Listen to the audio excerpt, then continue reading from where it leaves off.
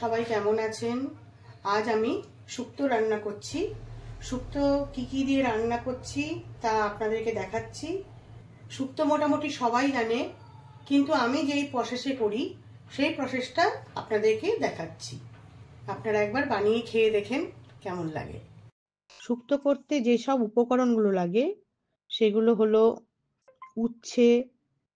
এই উচ্ছেগুলো আমি দুটো নিয়েছি এখানে লম্বা লম্বা করে কেটে, আর নিয়েছি বেগুন, কাঁচা লঙ্কা, বিনস, শিম সব লম্বা করে কেটে নিয়েছি, সজনের ডাঁটা, গাজর, আলু, মিষ্টি আলু বা রাঙা আলু, লাগছে পেঁপে আর বড়ি।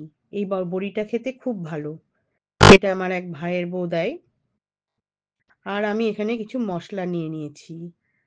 এটাতে আছে শুকনো লঙ্কা, তেজপাতা আর রাঁধুনি। এটা আমি ফোড়ন দিয়ে দেব।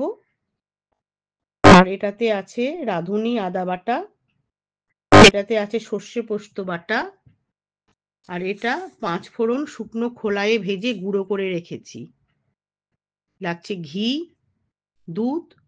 দুধটা আমি জাল দিয়ে ঠান্ডা করে ওর মধ্যে 1 চামচ কর্নফ্লাওয়ার দিয়ে গুলে রেখেছি, কারণ শুক্তোতে যখন ঢালবো যাতে দুধটা না কেটে যায়। আর লাগছে তেল আর নুন। কড়াইয়ে প্রথমে গরম করার পরে তেল দিয়ে ওর মধ্যে আমি বড়িটাকে ভেজে তুলে রাখবো। বড়ি তুলে নিয়ে উচ্ছেতে অল্প নুন দিয়ে উচ্ছেটা ভেজে তুলে রাখবো। দিয়ে বেগুন, কাঁচা কলা একে একে ভেজে তুলে রাখবো।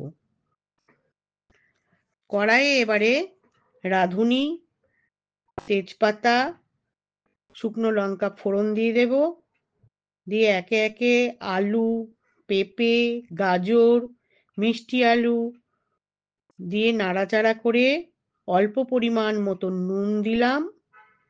দিয়ে আবার একে একে সব ডাঁটা, শিম, বিনস দিয়ে অল্প ভেজে ভালো করে কষিয়ে ওর মধ্যে আমি আদা রসুন বাটাটা দিয়ে দিলাম, সামান্য হলুদও দিলাম।